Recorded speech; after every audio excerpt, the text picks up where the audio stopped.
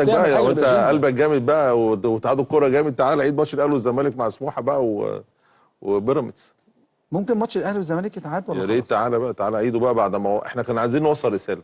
الرساله الحمد لله وصلت من اعلى، بدليل السيد الوزير اجتمع مع كابتن حسين لبيب واحمد دياب. فعلا نادي كومبارس، نادي ملوش دور في يعني الكرة المصرية من الأساس. لما يطلع راجل عضو مجلس إدارة أو نائب في مجلس إدارة نادي الزمالك اللي هو أحمد سليمان ويقول لك عايزين نعيد ماتش النادي الأهلي والزمالك مع ماتش بيراميدز والاتحاد علشان الظروف كانت قهرية وكنا بنوصل رسالة هو احنا بنلعب في دورة رمضانية؟ هو احنا بنلعب لا مؤاخذة في دوري مراكز شباب تلعب وقت ما تلعب وتنسحب وقت ما تنسحب ومزاجك ويعني وصل رسالة ما وصلش رسالة؟